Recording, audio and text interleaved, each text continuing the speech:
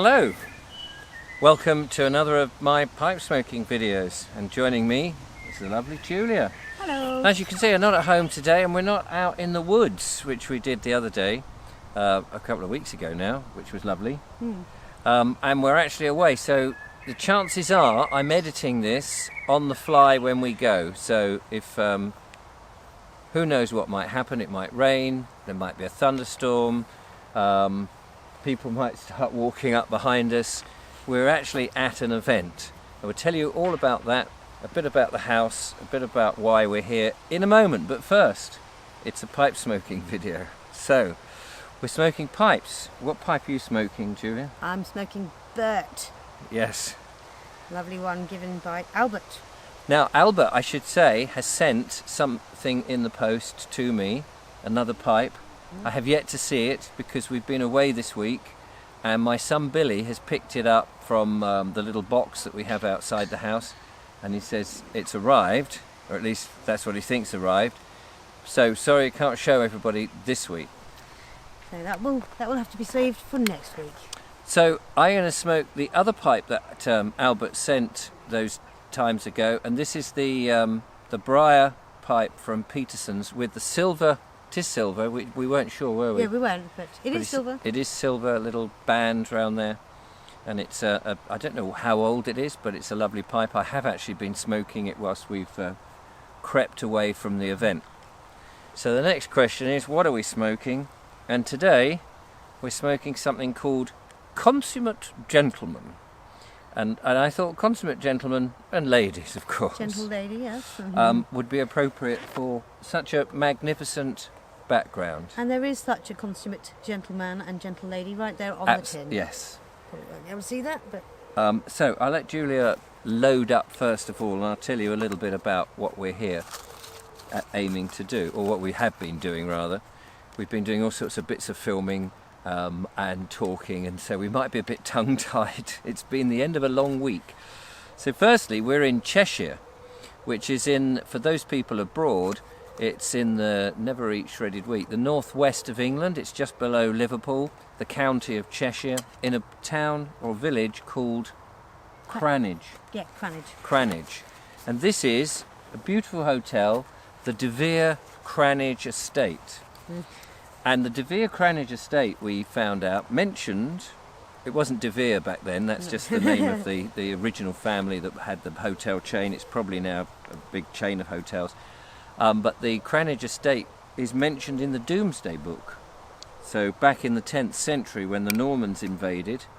And I think you get the feeling it's quite high up because the views, we can't show you, but the views are lots of treetops and things. So we're looking at the highest point. And I imagine there must have been in the domain lots of little farmsteads and things, animals and all the sort of stuff that you would have in an old medieval manor. Estate manor. Yeah. There's so many lovely trees that we've been introducing ourselves to. But There's a couple we don't actually know the species of as well, which is unusual for us now, isn't it? yeah, because we used to do landscape, heritage and nature on the videos on my main channel, and we used, over the period of time we were doing that, we learnt all the different names of the native species. Native British, yeah. Now somewhere I've got a lighter, so we'll get the old pipe going. Oh, you've got a lighter. I couldn't find this one all week. It's been in this coat pocket. But I've got my trusty Peterson lighter. Thank you so much. Right, let's get these going.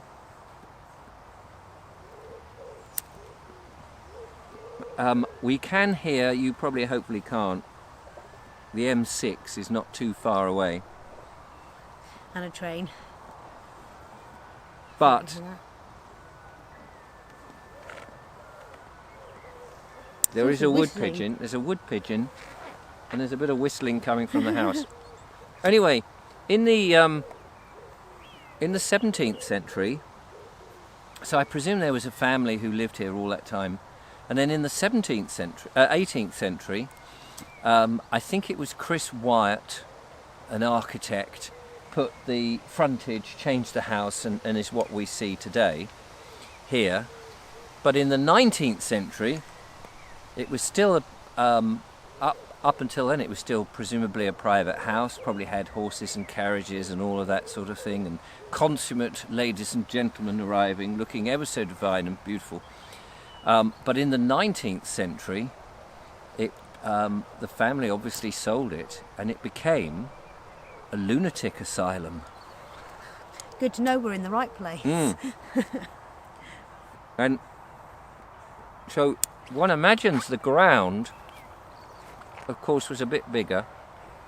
May well have had other buildings, I don't know, because the other part of the hotel is 1970s, and from the 1970s, De Vere took it on, and it's been, an exclusive hotel, very expensive since then. But it's you can imagine, really, a small number of people suffering from mental health, as we would call them these days, strolling around, being treated with all sorts of strange medieval torture devices, locked up in padded cells and that sort of thing, which is probably the bedrooms now.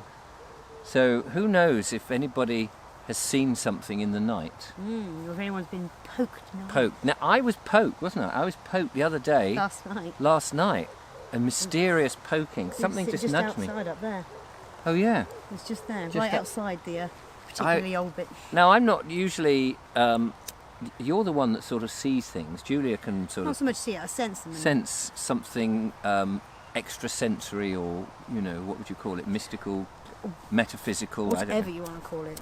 Yeah, metaphysical. And it's rare that I do, but paranormal. Paranormal, that was it. One. And yeah, I thought a dog had nudged me, but when I looked round, there was nothing there. And I wasn't even anywhere. And no one was close. It was a definite nudge. It was quite weird. So that's where we are. But we are on an event, so the hotel has been hired to put on a Barbara O'Neill Health Summit. Yes.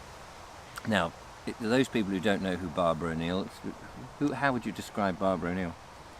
She's a natural health therapist, basically. Nutrition and natural remedies, and teaching people that the body can heal itself. That's what it's designed to do, and given the right building blocks, it will.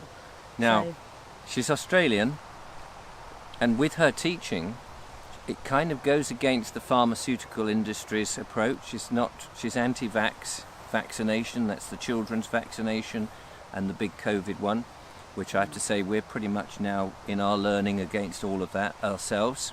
Don't judge us. But because of that, she's been ousted. She can't work in her home country to lecture and talk about or practice what she preaches, which is really just common sense stuff and natural remedies as opposed to petrochemicals. Anyway, I'm not sure that she would approve of us smoking pipes. Probably not. But we also like and adhere to Dr. Brian Ardis, who's revealed that nicotine isn't the dangerous substance that we've been told.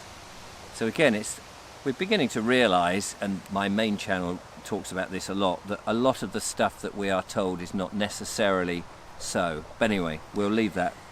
Yeah. That's why we're here. Now, I wanted to ask Julia a question. Oh, yeah? Because we've dressed ourselves up nicely. I've been doing a bit of MCing, Master of Ceremonies, bringing people on. They do their talks and I bring them off. I did do a bit of a impromptu comedy routine at what was it, the barbecue or one of the evenings when we were having a meal. Yeah. Anyway, I feel this sort of house just suits me. If it was back to being a manor house and back to being with the grounds and all, not with very expensive furniture. I wouldn't want expensive, avant-garde furniture, but antique furniture, old, slightly weather-beaten. That kind of environment would be just perfect for me. I could see myself as the squire or the lord of the manor in a somewhat, dishevelled, slightly tired, slightly vague way.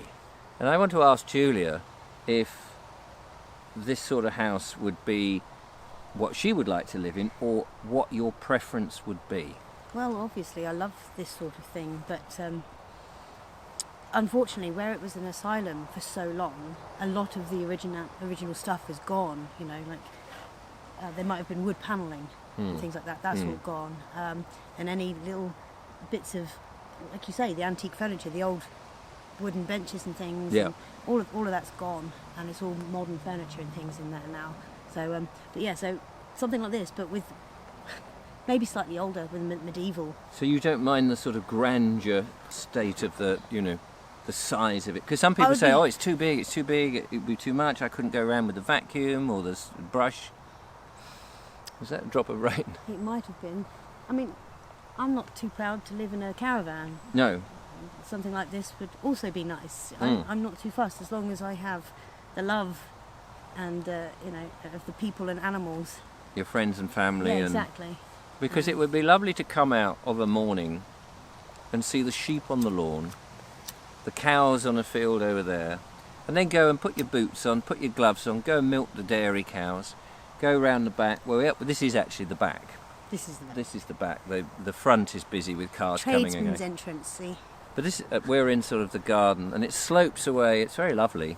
It's very dignified. This is now like the wedding venue bit here. You know, there's a path and then a gazebo and lots of white chairs.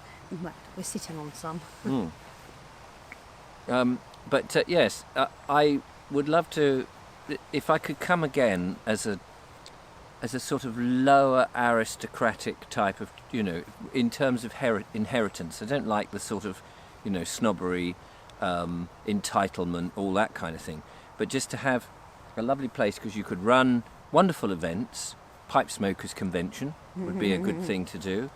And you could do these things in a much more sort of down-to-earth, more natural, more fun way, and have a bit of a laugh with everybody. Oh, the sun's coming out. I hope we're not suddenly... the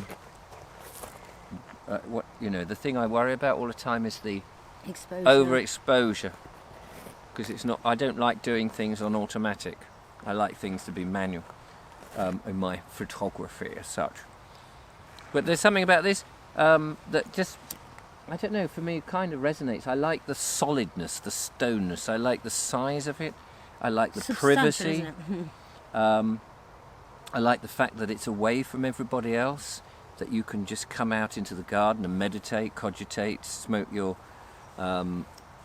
pipe. All of that. It's serene. You've got nature around you. Of course, very expensive and out of my ordinary everyday income. Not that I have an income, but there you are. Yes. Which is a bit of a worry. But I could live in a place like this. That's what I suppose that's what I'm getting at. I could live happily at a place like this, and it wouldn't be too much. And I know that some people would shy away and, oh no, I couldn't cope with the size, Now the other thing is, if you live in a place like this, Julia, would you have servants? No. Would you have a housekeeper? Well, I'd obviously have to pay for someone to come in and help clean and things like that. So I wouldn't have servants though. Servants, no, that's such an old-fashioned term. I'd have staff maybe. Yeah, I mean, it's a word now Yeah. that has connotations, and it's servants, Yeah. upstairs, downstairs. Yeah. None of that malarkey. But if you had the income, I mean, Yeah. If you had the income with a place like this, I mean, you would struggle. Just two people trying to keep that to a decent standard, So unless you weren't using most of the rooms. which would be a shame, because I would want people to come, not the aristocracy, not the rich and famous, not the film stars, not the entitled people who come. I would like ordinary everyday people to come, friends and family and people that we meet on these events, pipe smokers, clearly, and run fun things. I'd love to. There's a library with a lot of old books in there, sort of Samuel Pepys and various others, John Goldsworthy, and a number of others. I would like to do like a literary fest. I'd just like to run all sorts of fun events and let the people who enjoy that sort of stuff come along at as cheap as one could make it. I would find that enjoyable, but I would like to mow the lawn myself, go and plant the vegetables, go and, as I said, milk the cows. Exactly. So the question now is, what about you guys? Would you like to live in this, or would that be too ostentatious? Would you not want to? You want a quiet life, a bit more retiring in the middle of nowhere? I mean, that's the thing with me. Sorry, I'm dominating the conversation Right, here. it's your video. Is I could quite easily also live in a shepherd's hut in the middle of... To me, it's like the important part is being in the middle of nowhere, away from the hoi polloi, away from the busy life, away from stress, away from corporations, big supermarkets and noise. To me, anywhere that offers you sanctuary to sit and smoke your pipe in peace, even though I've said now, I'd like to have events going on, but you would plan those, obviously. That's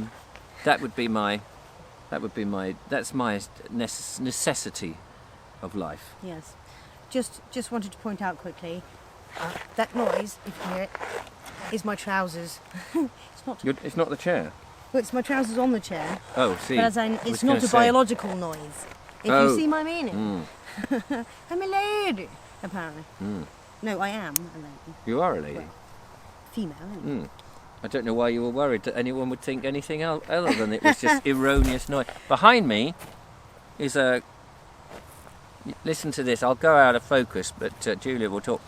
Behind me is a lovely gravel path. She took a nice stroll up and down yesterday when he did his monologue. I say, Dee, bring out the pins, would you? Yes, sir. Thank you so much. Dear oh dear.